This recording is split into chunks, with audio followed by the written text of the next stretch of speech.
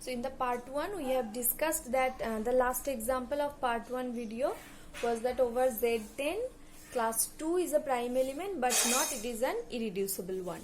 So considering exactly same another example, this will be your homework. It is saying that show that over Z12 class 3 is a prime element but not irreducible. Just by applying exactly same procedure, you will be able to show that class 3 is a prime element but not irreducible.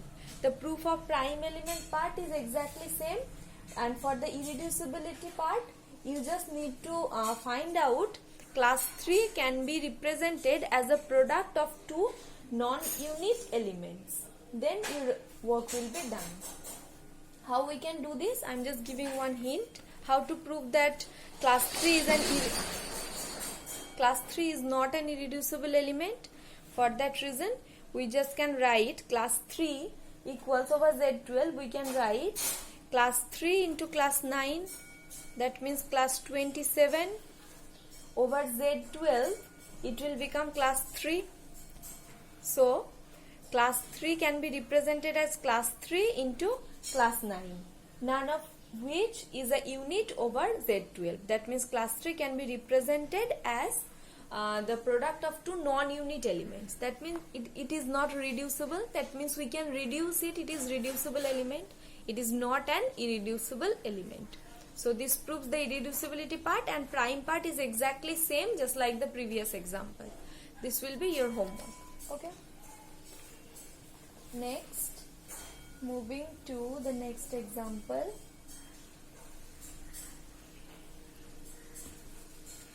Prove that 3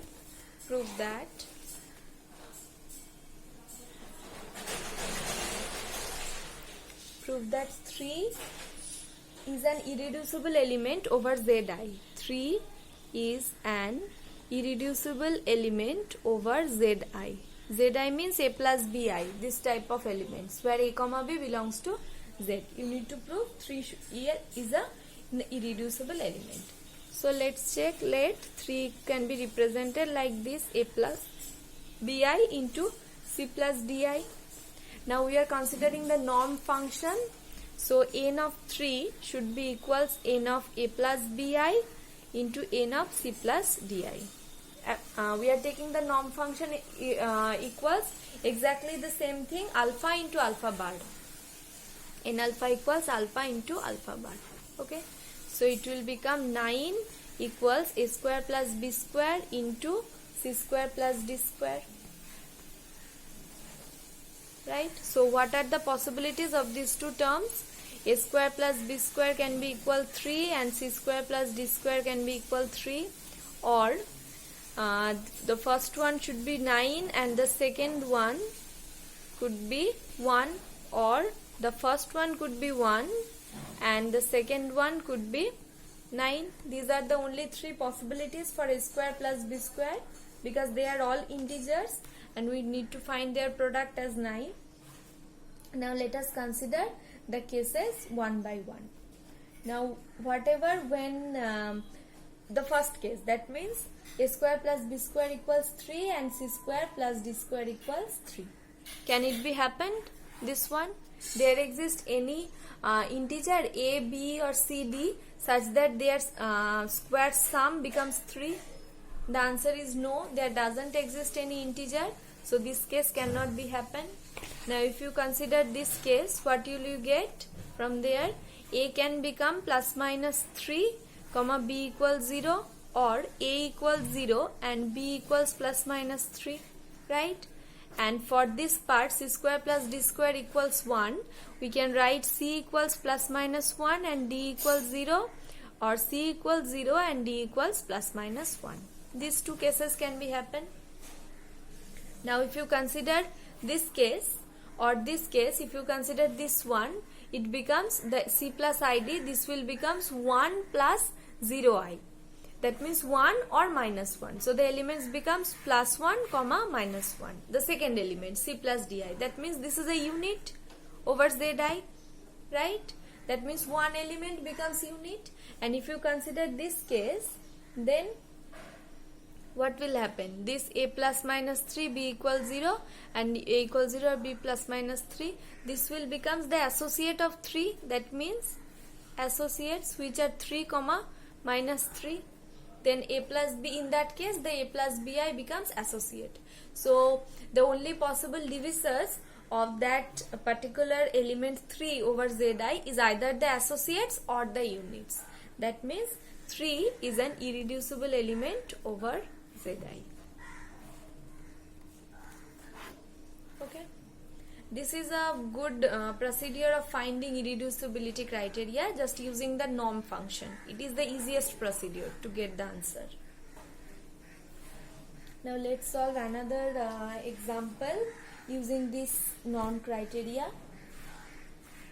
The next one is show that 2 plus I root 5 is an irreducible element over zi root 5 but not a prime element. This type of examples are quite more in that chapter. Just finding that this is an irreducible element or not, or prime element or not, like this. So prove that 2 plus I root 5 is an irreducible element over this domain, integral domain, but not a prime element. So let's prove at first this is an irreducible element. We will apply the same procedure. Let 2 plus I root 5 equals a plus bi root 5 into c plus di root 5. That means n of 2 plus I root 5, applying the norm function, plus bi root 5 into n c plus di root 5. Now consider their norm function. We have taken the same thing, alpha into alpha bar. So in the next line we are writing, we can write the left hand side will be 9 and the right hand side will be a square plus 5b square into c square plus 5d square, this one. Okay, then a square plus 5b square could be 3 and c square plus 5d square could be 3, the possibilities. Then a square plus 5b square could be 9 and c square plus 5d square could be 1. A square plus 5b square equals 1 and c square plus 5d square equals 9. Okay, these are the only 3 possibilities. Now let's check the first case. Does there exist any a comma b or c comma d such that this can be equal to 3? The answer is no. There doesn't exist any integer a comma b such that this becomes 3. So this case cannot be possible. Now consider this case. What could be the values of a? It could be a equals plus minus 3 and not plus minus 3. If you take plus minus 3, then it will become 9. Yes, if you take plus minus 3 or just a minute. Yes, we can consider a as plus minus 2 and then b as equals plus minus 1 to become 9. Then it will become 4 plus 5, it will become 9. Or you can take a equals plus minus 3 also. Then it will become 9 and b equals 0. Similarly, the reverse case also for this one. We can consider this for the first case. And in that case, c square should be plus minus 1 and c should be plus minus 1 and d should be equal to 0. Right? And just the reverse case for the third condition. So if we consider this one and this one, in any case this will become unit. C equals plus minus 1 and d equals 0. So c plus id will become either 1 or minus 1. In any case this will become unit. And if you consider this case, then it will become an associate. That means in any case one of the term will become a unit. That means whenever we are writing 2 plus I root 5 like this, a plus ib root 5 into c plus id root 5, if you consider in any case, one of them becomes unit. So this is an irreducible element.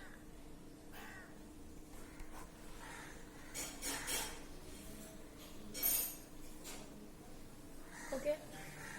Next, let's prove that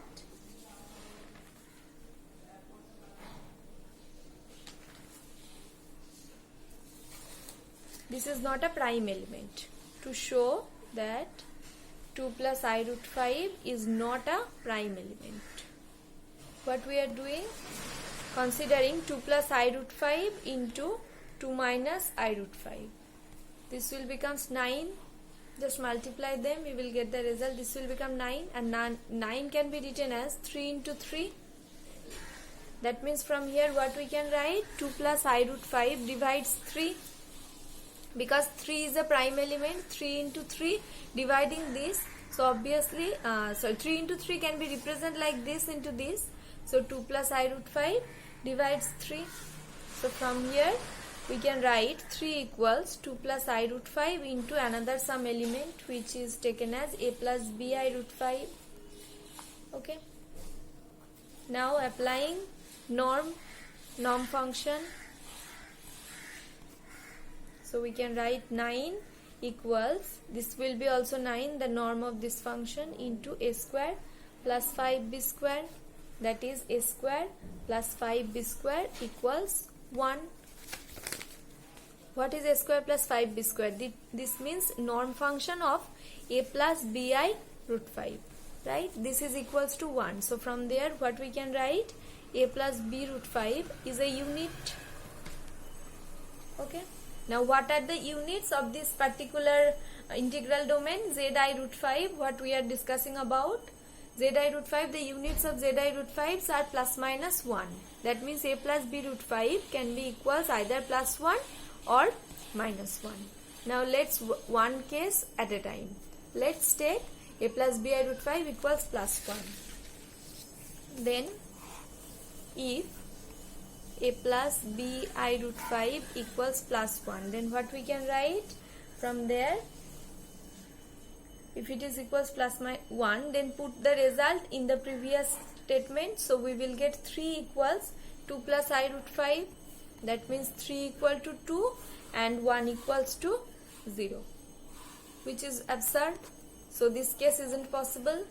Now if that means the second case, a plus bi root 5 equals minus 1, then we can write that 3 equals minus 2 plus I root 5. This will imply 3 equals minus 2 and 0 equals minus 1, which is again absurd.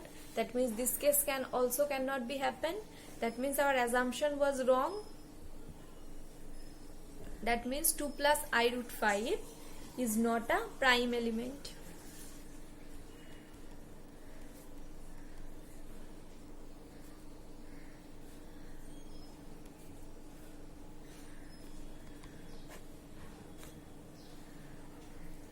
Okay.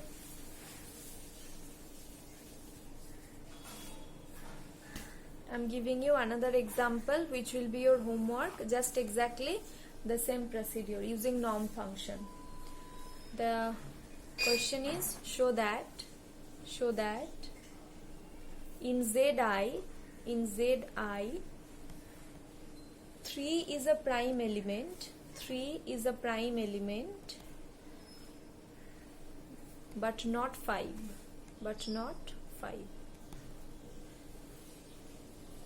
So you have to prove in Zi 3 is a prime element but not 5. Just by applying, take the norm function criteria, you will get the result. For proving prime element, what you have to prove? You just have to take 3 divides to product of 2 elements, a plus bi into some c plus di.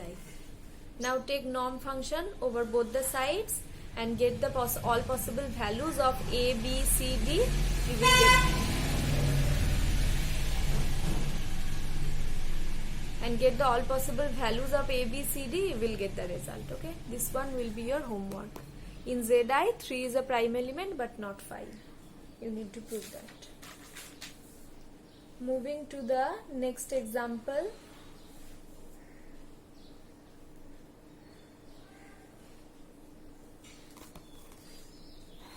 Prove that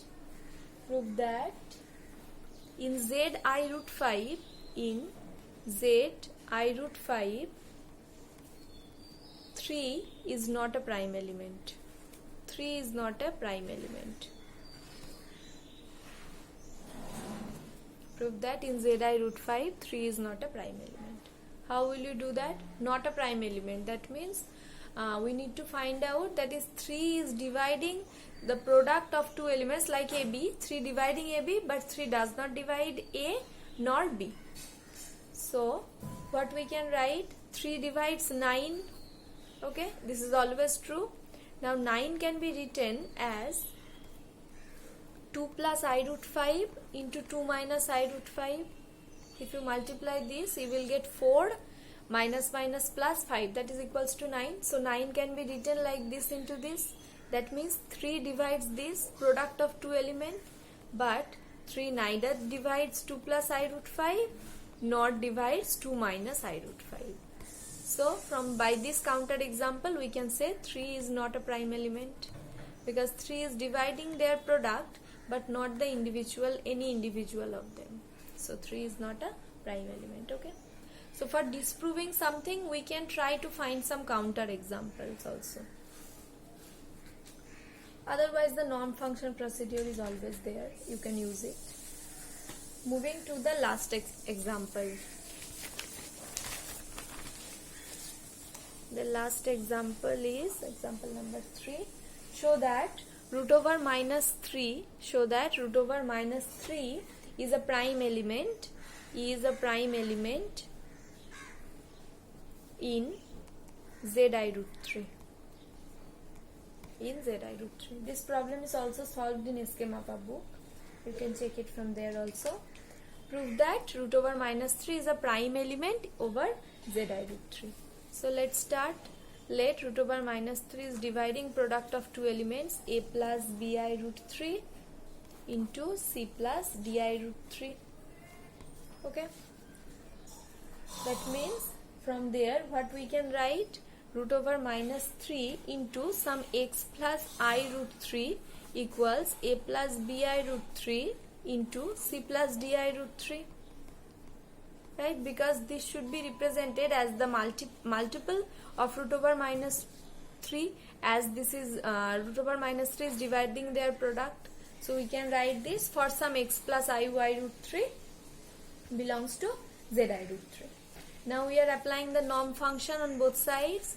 So what will we get? 3 into x square plus 3y square equals a square plus 3b square into c square plus 3d square. Okay. Now from there what we can write, 3 is dividing, because 3 into this one is dividing their product and 3 is a prime element, ordinary prime. So 3 must be dividing this, a square plus 3b square into c square plus 3d square. Now open this bracket, you will get a square c square plus 3b square c square plus 3a square d square plus 9b square d square. Now 3 is obviously dividing this one because it is the multiple of 3. This one and this one also, these 3 are obviously divisible by 3, and the whole quantity is also divisible by 3. That means this one should always be divisible by 3. So from there what we can write, 3 divides a square c square. Now again 3 is a prime integer and a squared c squares are integers. So from there what we can write, 3 divides a square or 3 divides c square. That means root over minus 3 divides a or root over minus 3 divides c. So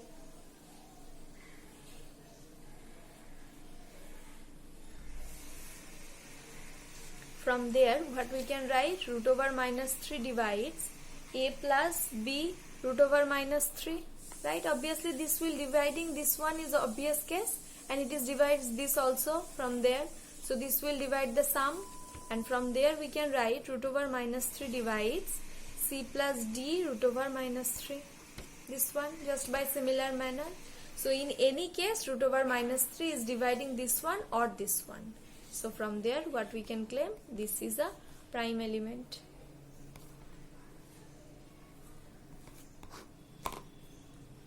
This proves the result.